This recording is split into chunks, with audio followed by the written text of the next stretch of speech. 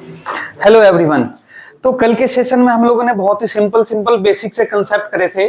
Bouncing off the ball was the main target कल का, है ना। और इसको कैसे सॉल्व करा जाएगा ये हम लोगों ने डिस्कस कर लिया था। चलिए इस पे बेस्ड हम लोगों ने क्वेश्चन स्टार्ट करते हैं।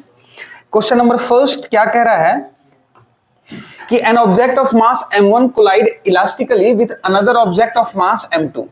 तो ये हो गया जी m2, ये हो गया जी m1 और इलास्टिकली कोलाइड कर रहा है। मान लेते हैं विच इज एट रेस्ट, तो इसका मान लेते हैं u और ये इसका कितना है, वेलोसिटी जो है वो 0 है ना। अब कह रहा है कि after the collision that object move equal speed in opposite direction, है ना, equal speed in opposite direction. Elastic collision है तो जैसे ये टकराएगा तो ये m1 वाला जो है वो इधर आएगा v1 और m2 वाला जो है वो इधर जाएगा, मान ले v2। तो मास का रेशियो आपसे पूछ रहा है, बट क्वेश्चन में गिवन है कि v1 जो है वो v2 के बराबर है। ये first momentum will be conserve, then m1u is equal to क्या हो जाएगा आपका m2 v2 minus of m1 v1, है ना। अब again v1 is equal to v2 है तो हम लोग लिख सकते हैं m2 minus m1 into v1। This is the equation number 2। Elastic collision है तो अपने को क्या पता है, E जो होगा आपका 1 is equal to v2 minus v1 upon u1 minus of u2। तो ये क्या हो जाएगा आपका v2 minus of minus v1 upon u। तो v2 plus v1 is equal to हो जाएगा u। क्लियर ना। This is the equation number 3। अब ये दो इक्वेशन है, दोनों को सॉल्व कर लेते हैं जी। v1 plus v2 this is equal to 2v1 लिख सकते हैं हम लोग, is equal to u। v1 क्या हो जाएगा u बाई 2, ये वैल्यू यहां पे पुट कर दें तो m1u is equal to m2 minus of m1 into v1 क्या हो जाएगा u बाई 2, ये से ये कैंसिल आउट। तो m1 बाई m2 कितना हो जाएगा 1:3। m2 बाई m1 कह रहा है ना, तो m2 बाई m1 क्या हो जाएगा 3:1। So this should be your answer. देखो है कुछ नहीं क्वेश्चन में, सेम अगेन वही बात है कि कोलिजन कैसा हो रहा है, इलास्टिक या इनइलास्टिक, एक तो वो देखना है, कंजर्वेशन ऑफ मोमेंटम देखना है। क्लियर है कहानी।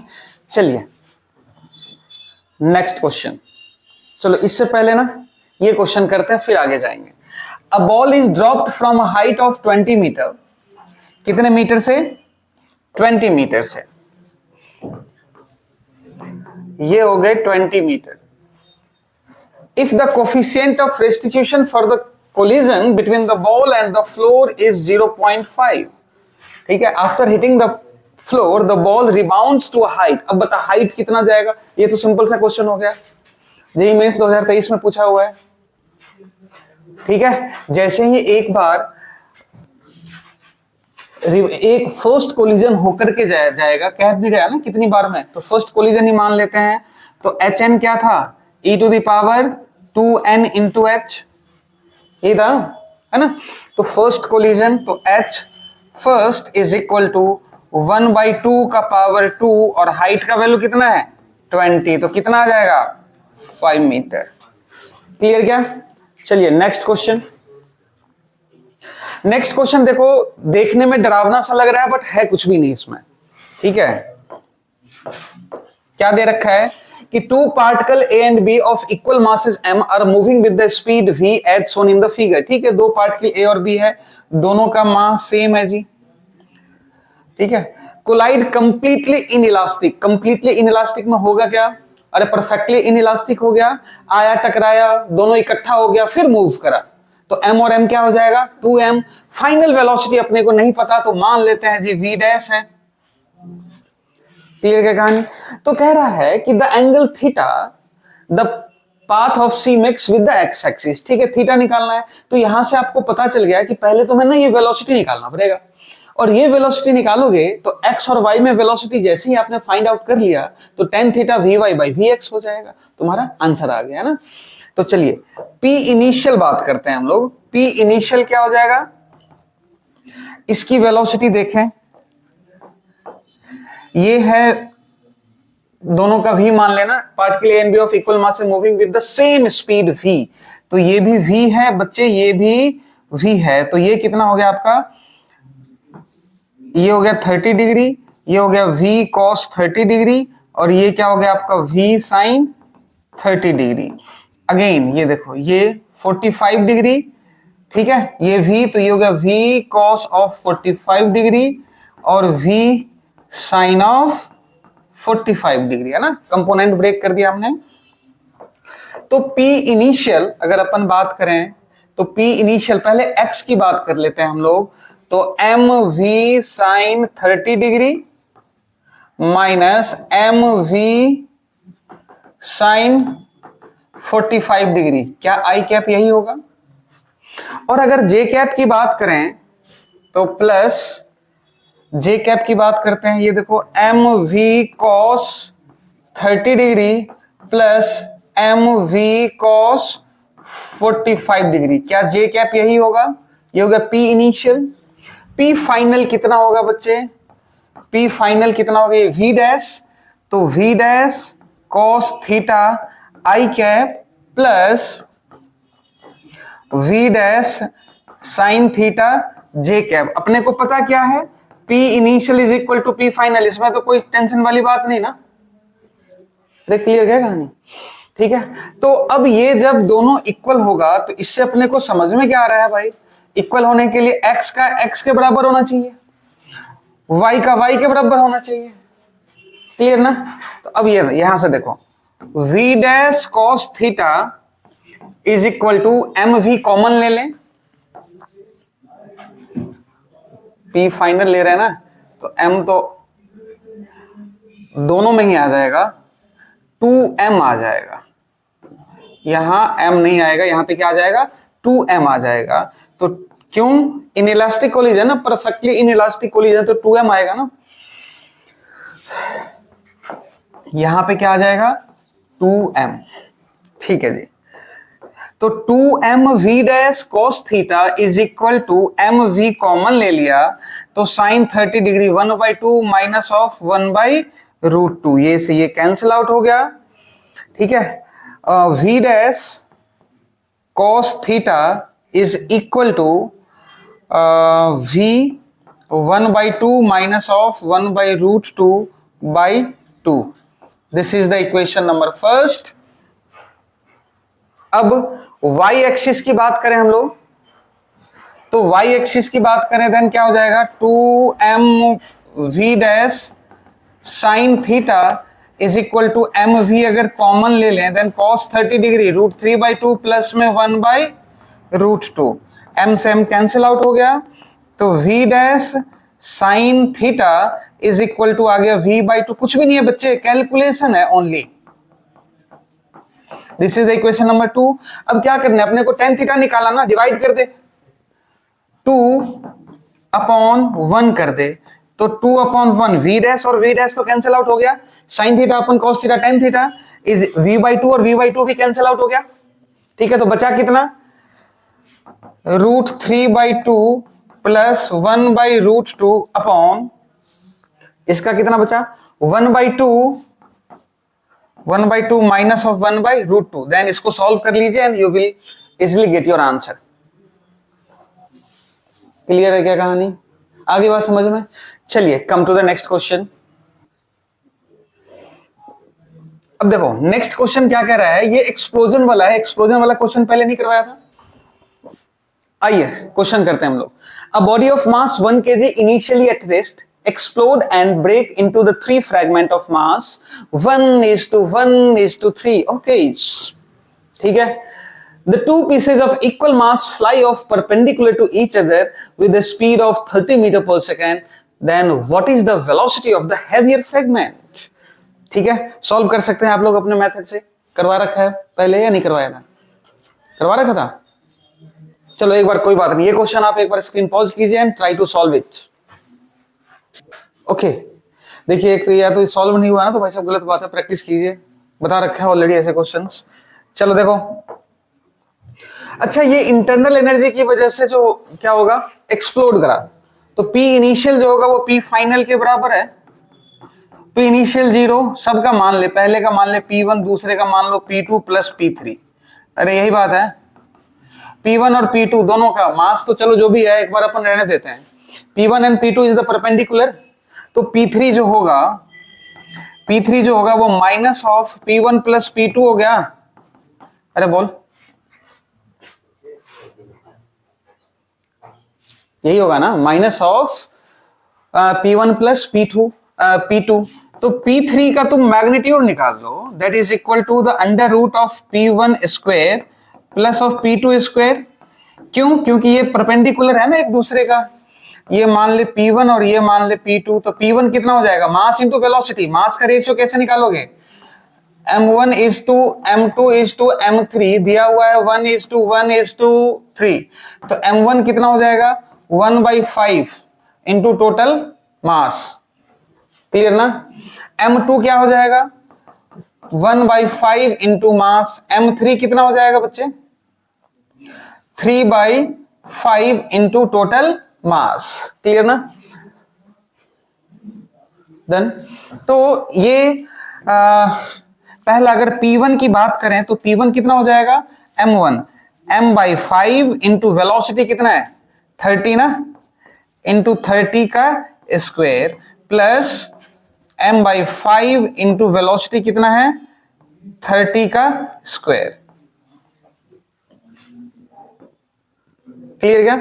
अब इसको थोड़ा सा और सॉल्व कर लेते हैं, तो ये क्या आ जाएगा अंडर रूट 2 M/5 इंटू 30 कितना आ गया 6√2m, जो होएगा वो हो गया P3। क्लियर क्या कहानी? अब P3 क्या हो जाएगा, P3 हो जाएगा आपका P3 is equal to M3 into V। तो V क्या हो जाएगा P3 अपॉन M3, तो P3 आ गया 6√2 और M3 कितना आया था 3/5 m। ये से ये कैंसिल आउट, टोटल कितना आ गया 10√2 मीटर पर सेकेंड। ठीक है, ये मेरा मेथड है। अब किसी बच्चे ने यूं सॉल्व करा कि सर मान ले कि दो फ्रैगमेंट है, मान लो यहां से एक्सप्लोड करा, एक इधर चला गया एक इधर चला गया। ठीक है, दोनों परपेंडिकुलर हो गया, ये मान लो फर्स्ट, ये मान लो सेकेंड, तीसरा कहीं चला गया, मैं मान लेता हूं कि वो परपेंडिकुलर चला गया। क्लियर है कहानी? ठीक है। अच्छा, ये सर 30 मीटर पर सेकेंड है और ये भी 30 मीटर पर सेकेंड है, डन ना? ठीक है, मैं ना ये मान लेता हूं कि ये कहां चला गया परपेंडिकुलर चला गया, पहले ही डिसाइड कर लिया, मान लेते हैं, क्या दिक्कत है, अपने को तो मैग्नीट्यूड निकालना है ना। ठीक है, और वैसे भी इस मेथड से भी अगर देखोगे तो P3 क्या आया था minus of P1 plus P2, तो अगर ये इधर है और ये इधर है तो इसका माइनस अगर आप कीजिएगा, इसका माइनस करोगे तो इधर आएगा, इसका माइनस करोगे तो इधर आएगा, तो मतलब बच्चे का आंसर सटीक है। क्लियर है ना कहानी? तो पहले ही मान लिया कीजिए ये आ जाएगा। ठीक है, अब मोमेंटम कंजर्व कर दिया हमने। क्लियर ना? तो ये I कैप हो गया, ये J कैप हो गया और ये नॉर्मल K कैप में आ जाएगा। अपने को मैग्नीट्यूड चाहिए नहीं, तो ये मोमेंटम कितना हो जाएगा m बाई कितना निकाला था हमने 5 into 30 I cap plus m/5 30 J cap plus 3m/5 velocity. अपने को नहीं पता नॉर्मल, या K कैप अगर हो तो K कैप लिख दो, कोई बात नहीं। क्लियर क्या? तो अब यहां से वेलोसिटी जो आ जाएगा वो कितना आ जाएगा निकल करके, यहां से सॉल्व कर लिए, m कैंसिल आउट हो गया 6i और ये 6j और ये 30, तो 10 I cap plus 10 J cap, 10 J कैप माइनस में, तो इसका मैग्नीट्यूड कितना आ जाएगा 10√2। ठीक है, अब कोई बच्चा यूं कह रहा है कि सर एक्सप्लोड करा, मैं ना यूं मान लेता हूं कि यहां से एक इधर चला गया, एक इधर चला गया और एक इधर चला गया, और ये दोनों एंगल ना सर मैं 90 डिग्री मान लेता हूं। ये आपके ऊपर में है, मोमेंटम कंजर्व करना है, आप जैसे मर्जी वैसे कर लो भाई, जिधर मन है। क्लियर है? बट लॉजिकली फिट होना चाहिए। चलिए come to the next question. Particle of mass m with an initial velocity ui collide perfectly elastically with a mass 3m at rest। ठीक है, चलिए डायग्राम पहले बनाते हैं, कैसे बनाएंगे।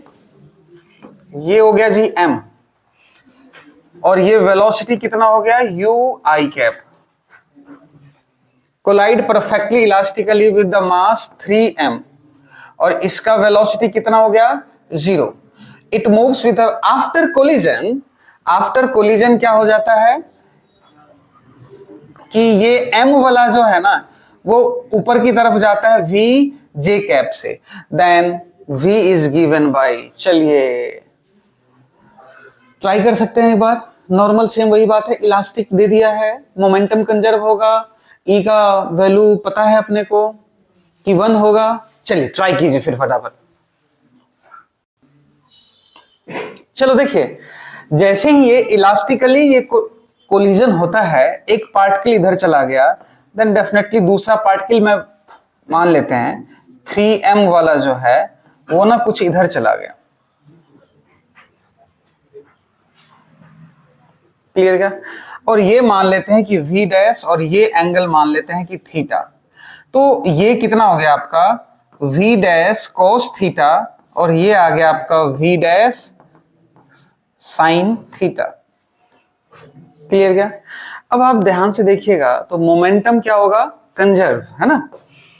p initial is equal to p final, तो mu is equal to p final जो होगा वो mu I cap is equal to mv j cap, क्या आ जाएगा mv j कैप प्लस, अच्छा m यहां भी लिख सकते हैं mv j कैप minus v dash sine theta, लिखा जा सकता है ना। तो इकट्ठे लिख देते हैं mv minus 3m v dash sine theta J cap plus P initial P final के बराबर ना 3m v dash cos theta. This is the equation 1। Clear क्या? यही आएगा। अच्छा अब अपने पास ना देखो वेरिएबल कितना है, थीटा वगैरह तो कोई खास बात नहीं है, अपन निकाल सकते हैं। अगर v डैश पता चल गया तो आसानी से निकल करके आ जाएगा, कोई बात नहीं। और यहां भी इक्वेट करेंगे। दूसरा वेपन क्या होता है कोलिजन में, E, velocity of separation upon velocity of approach, यही बात आएगा ना। तो अब वेलोसिटी, अच्छा दूसरा अपन एनर्जी भी यूज कर सकते हैं, समझ में आई क्या बात? क्या कर सकते हैं हम लोग यूज, तो एनर्जी यूज करते हैं इस क्वेश्चन में ना, एनर्जी यूज करते हैं भाई। तो E initial that is equal to the E final, then half mu square is equal to half mv square plus half 3m v dash square।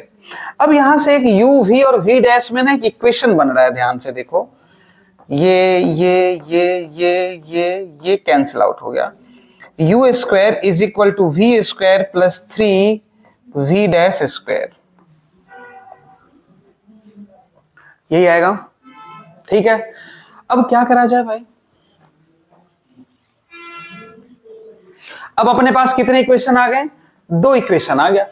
ठीक है, v डैश को नॉर्मल अपन v dash cos theta square plus v dash sin theta square तो लिख ही रहते हैं, आइए नहीं है बात समझ में। ठीक है, चलिए जी, अब ये 2 इक्वेशन से कैसे सॉल्व करा जाएगा और v डैश का वैल्यू कैसे निकाला जाएगा? ठीक है, अगर यहां से v डैश v 2 वेरिएबल है, एक यहां और एक यहां, तो हम लोग ना इसको एक बार कैसे करा जाए solve from the equation number 1। देखिएगा m m m खत्म। ठीक है, अब i कैप और j कैप, ये j कैप और ये i कैप वाली बात थी ना, तो अपन ना क्या करते हैं,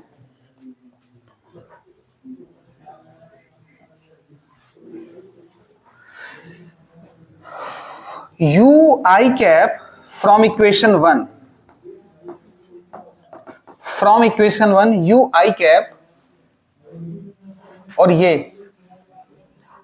I कैप में कितना हो गया 3v डैश cos थीटा ना। तो अगर कोफिशिएंट को इक्वल करा जाए, ठीक है, तो u इज इक्वल टू क्या हो जाएगा 3v डैश cos थीटा। ठीक है, तो v dash cos theta is equal to क्या आ जाएगा u बाई 3। सिमिलरली यहां पे हॉरिजॉन्टल में है, वर्टिकल में है नहीं, तो क्या हो जाएगा M V minus 3mv dash sine theta is equal to 0। तो m से m कैंसल आउट हो गया और v dash sine theta is equal to आ जाएगा v/3। क्लियर ना कहानी?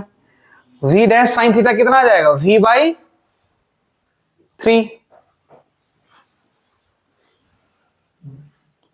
चलिए थोड़ा सा बड़ा हो रहा है, कोई बात नहीं। तो टेन थीटा का वैल्यू कितना आ जाएगा यहां से?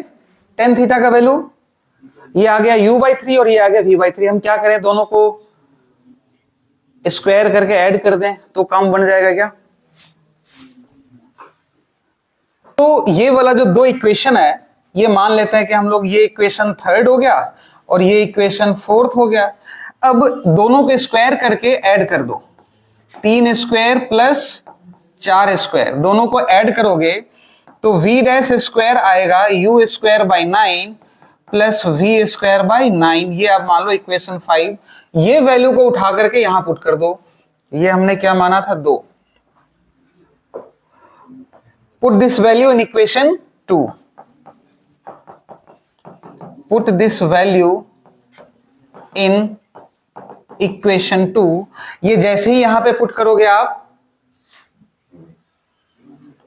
क्या आ जाएगा?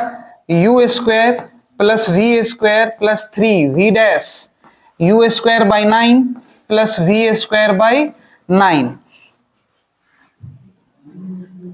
u square is equal to है ना, u square is equal to, तो ये 3, ये आ जाएगा 2u square by 3 is equal to 3 4v square by 3। ये से ये कैंसिल आउट, ये से ये गया, v जो आया वो आ जाएगा u बाई √2। क्लियर क्या कहानी? चलिए pause your screen and write it. Okay, come to the next question.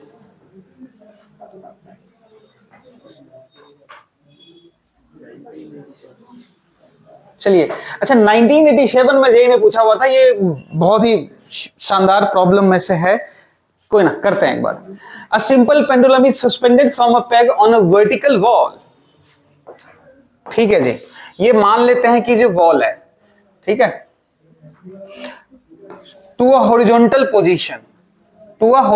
Position and released. चलो फिगर नहीं है, फिगर अपन बना लेंगे। The bob hits the wall. ये बॉब जो है ना भाई साहब, ये आएगी और ये यहां पे क्या करेगी? हिट करेगी।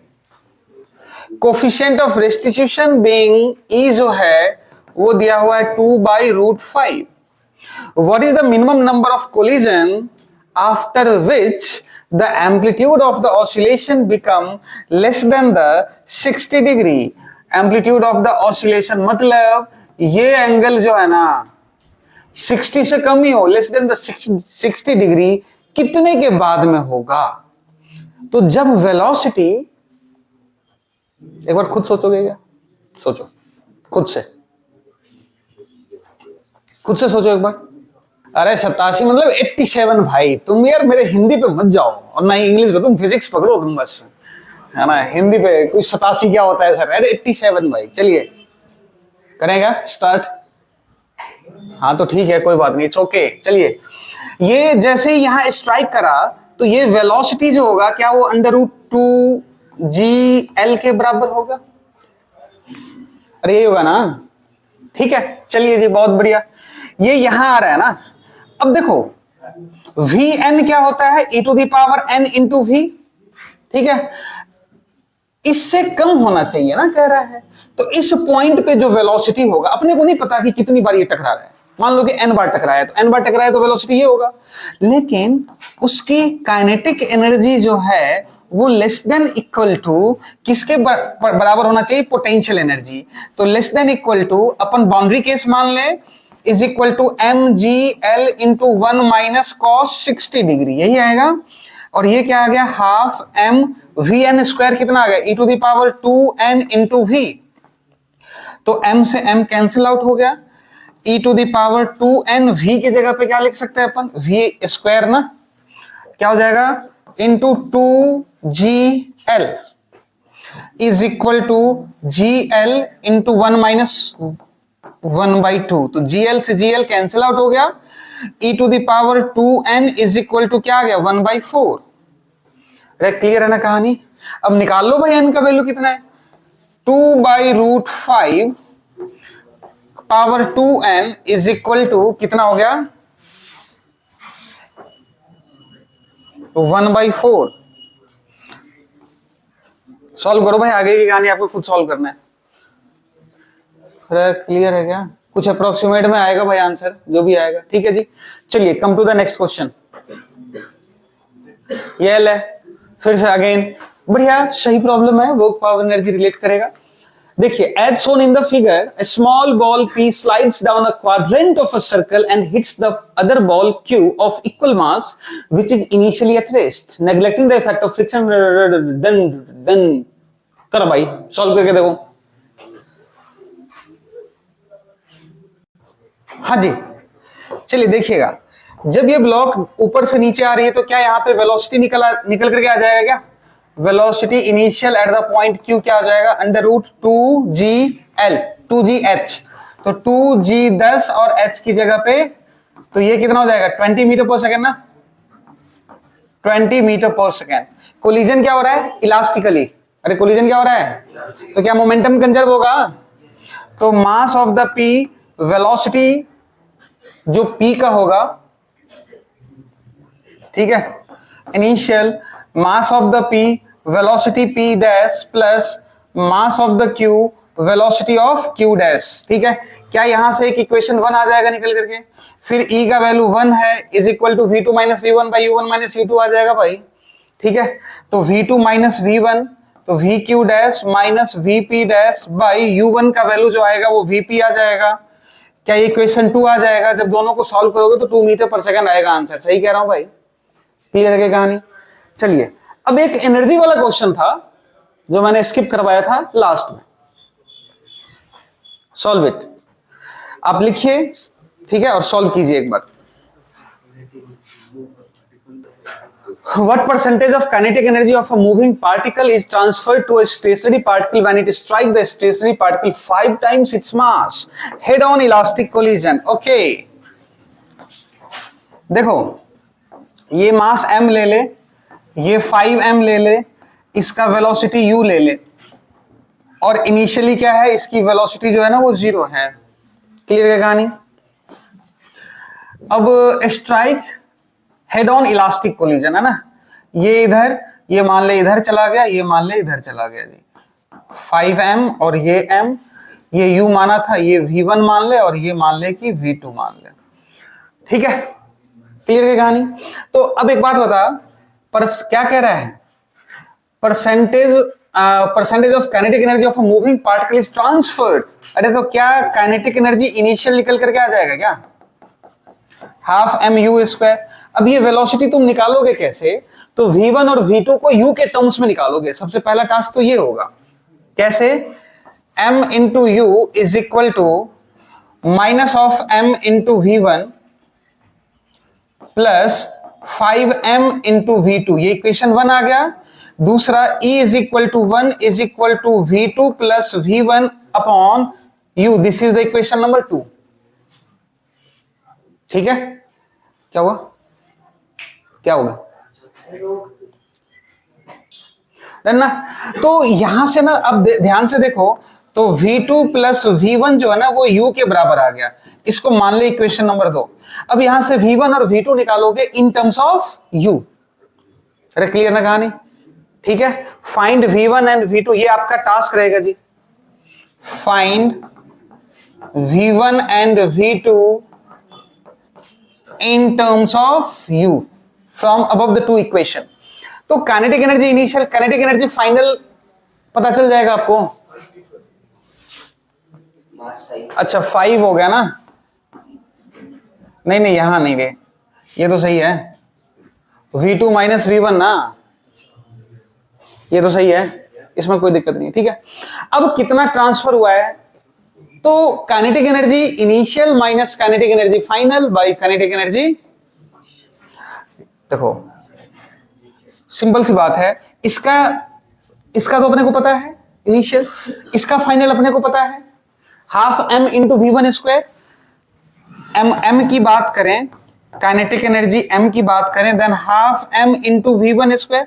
अरे जो बच गया वही तो उसमें ट्रांसफर होएगा ना। क्लियर है कहानी? है तो kinetic energy initial minus kinetic energy किसका final by kinetic energy initial, यही उसका ट्रांसफर हो जाएगा। और किसका निकालोगे तुम? m मास का। किसका फाइंड आउट करा जाएगा? m मास का। क्लियर है क्या कहानी? आगे बात समझ में? तो चलिए आज के सेशन में बस इतना ही। नेक्स्ट में हम लोग पढ़ने वाले हैं ऑब्लिक कोलिजन। ठीक है, that will be our last part. Thank you.